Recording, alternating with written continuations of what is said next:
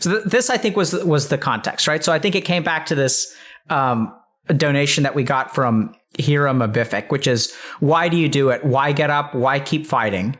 Do you believe you're fighting for something, for more than your survival? Can you tell me what it is? Do you even know? Is it freedom or truth?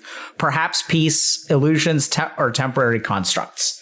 Okay, so here's the thing. So then I asked you guys the question, why does rain fall down? And then everyone was like, gravity. And then I asked the question, why does fire go up? And then everyone was like, we don't know. Anti-gravity. Science. Physics. It just does. Density, someone said. I don't know. So I was in India and I was basically asking my teachers some of these questions.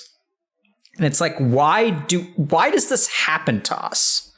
Why do we do this? Like, why are human beings, like, fundamentally, like, why are we not content, right? Why do we come up with these magic pills for the problems that we have? Like, fundamentally, like, why are we not content? Like, why can't we just be happy? Like, if you look at a rock that's outside, the rock is just happy.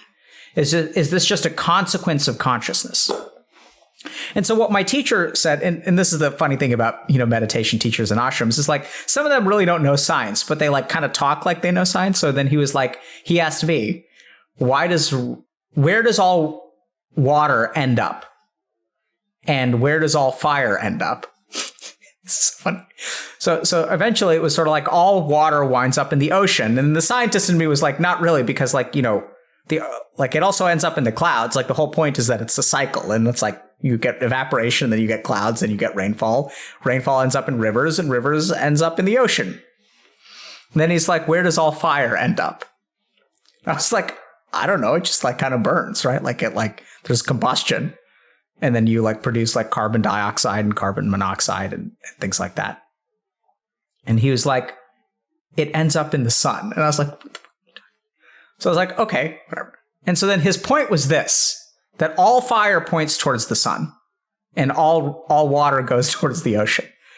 And I was like, sure. I mean, I guess from sort of like I guess sort of in a weird way, it's like kind of true, because fire goes up and the sun is generally up there. So I'm with you, kind of. And so, I mean, I think the dude was trying to make a point. So I was like, let that slide. Okay. So this is the problem, is that if you're a skeptic in an ashram, sometimes you get into these sorts of situations where if you contest him on those points, you never get to the end of the story, just like you guys are going to never get to the end of the story. And so what he was saying, what came next, and I was glad I kind of held my peace, because he was saying that all things strive for their source. And sure, his analogies weren't great. And so I think, like, when people ask me, like, why do we do this? Like, why bother getting better? And the one thing that I will say is that if you look at human beings, we definitely have a particular gravity to us, right? I don't mean like gravitas. I mean, like, there are things that pull us in a direction. Like, we get pulled. Like, if we're discontent, we get pulled towards peace. We heard today about how Yuna gets pulled towards like quieting those calm feelings. So why do we do it? Because that's the direction that we're pulled. I could call this thing dharma, or duty. I could say that it's my duty to help people, but like, that too is like, it's not, duty is just a word that we wrap around like being pulled. And so what I want you guys to really stop and think about is like, what is pulling you in a particular direction? And earlier we had someone kind of offer a pretty big donation, and we're grateful for that, who was also talking about how they, how they're struggling and they're treading water. And what I want all of y'all to realize, if you guys are treading water, or you yearn for something, or you want something, is like, that is actually really, really important. You have this gravitational pull to become happy and peaceful and content. And so it's not so much about why. I mean, like, I could offer whatever theories I can that'll be just as pseudoscientific as all fire seeks to return home to the sun. The point of the matter is that all fire points up. And the point of the matter is that there's a gravitational pull that is pulling you towards like becoming content and happy and wanting to change your life. And so this is where I'd say use that gravitational potential energy. Don't get caught up in your mind to like think like, oh, this is the particular thing that I need. What you should focus on is the direction, not like the precise point, right? So you may think that a particular thing will make you happy, but it's not that thing that's going to make you happy. And this is what people discover is they get things and things and things. This is what some people call the hedonistic treadmill. If you seek one pleasure, then you seek another pleasure and another pleasure and another pleasure. I see this a lot with my clients who work at investment banks where they're like, okay, once I make VP, then I'll be happy. And then they wind up as VPs. And they're like, once I make junior partner, I'll be happy. And then they're not happy, or director in banks. And then once I become a managing director, then I'll be happy.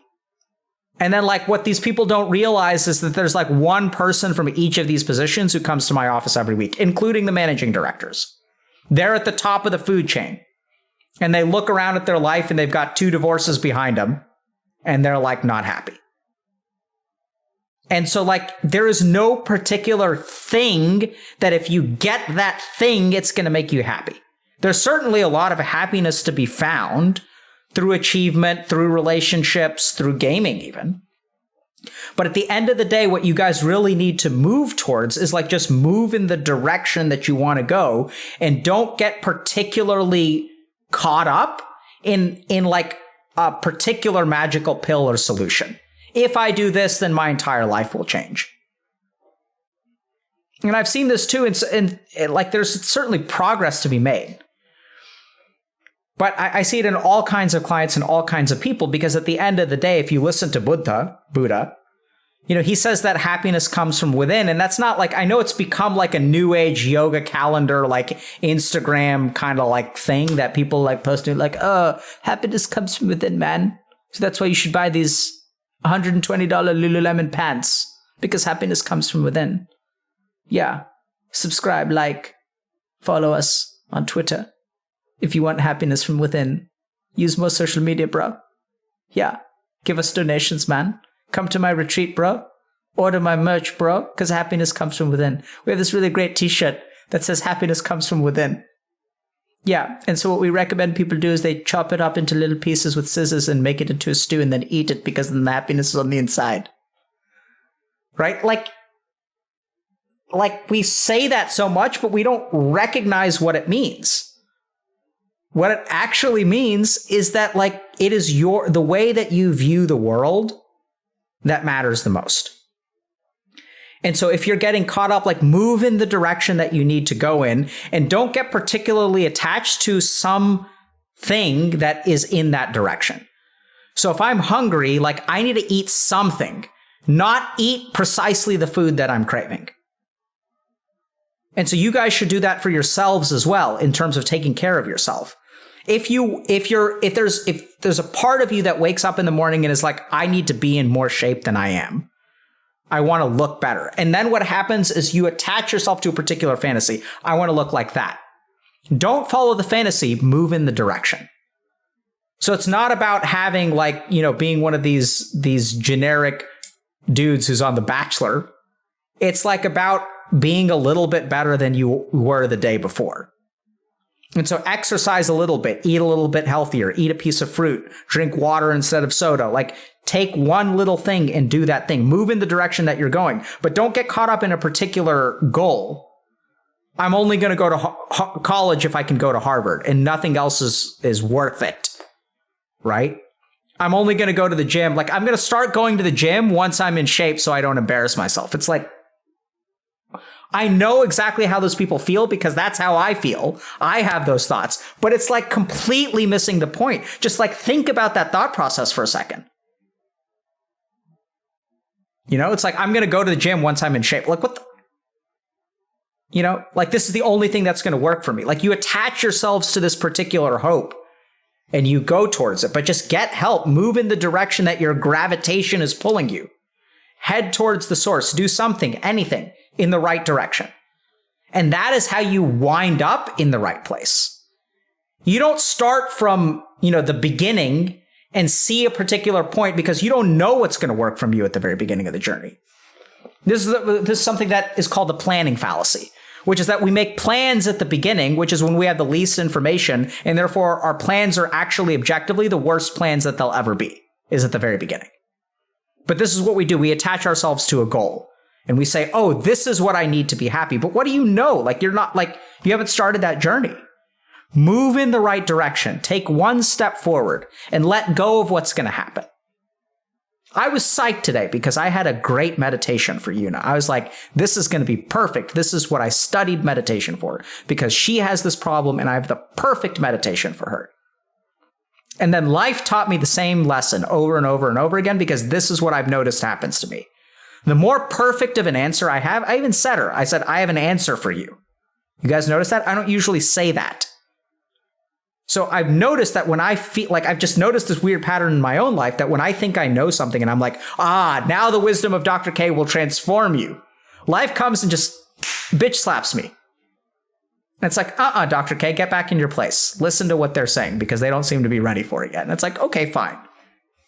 I'll take it. Let me just follow her where she wants to go. And the perfect meditation is for another day. You guys notice that? Like, how bizarre it is that I don't usually say that. Usually I'm struggling to find something. And today I have the perfect one. And Jebaited is absolutely right. And so we learn these lessons. Like, I get taught these lessons continuously, and you guys should take away this lesson too, which is that if you're attached to a particular thing that is the answer to all of your problems, chances are it's not the answer to all of your problems. The answer to all of your problems is to take second best.